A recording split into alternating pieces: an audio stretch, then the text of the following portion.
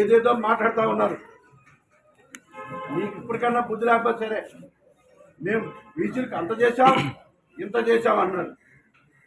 నిన్న ఒక మంత్రి గారు ఇక్కడ యాదవ్ కార్పొరేషన్ బిల్డింగ్ ఓపెనింగ్కి వచ్చారు.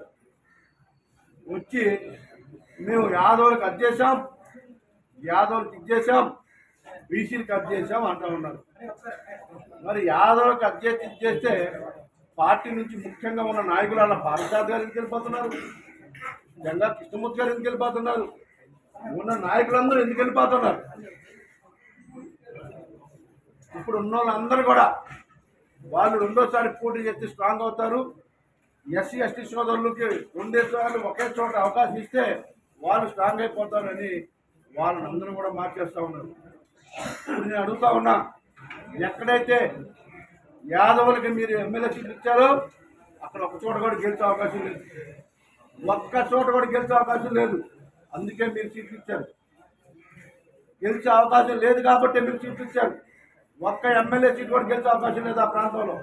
ఎవరు నిలబడినంటే తీసి ఇచ్చారు, ఉన్నోళ్ళు తీసి ఇచ్చారు మీరు. ఇదంతా కూడా ఈ సమాజం గమనిస్తూ ఉంది. మీరందరూ కూడా గ్రహించాలి. నిన్న ఇక్కడ యాదవ్ కార్పొరేషన్ భవన్కి శంకుస్థాపన చేశారు. యాదవ్ కార్పొరేషన్ చేసినప్పుడు ఆ చైర్మన్ రావాలా? అసలు ఆ చైర్మన్ పిలిచారా? పిలిస్తే ఎందుకు రాలేదు? మీరు పిలవలేదు. పిలిచినా కూడా వచ్చే పరిస్థితి లేదు. ఎందుకంటే పాపము ఆ తమ్ముడు భయపడిపోతూ ఉన్నారు.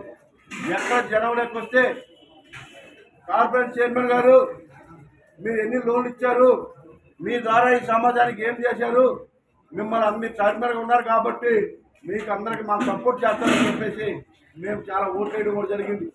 మేము మీకు అండగా ఉన్నాం, మీరు ఏం చేశారు అడుగుతారని చెప్పేసి భయపడి రాలేదు. ఒక్క రూపాయి కూడా ఇవ్వడా, అసలు ఆ అకౌంట్లో ₹10 కూడా పడలేదు.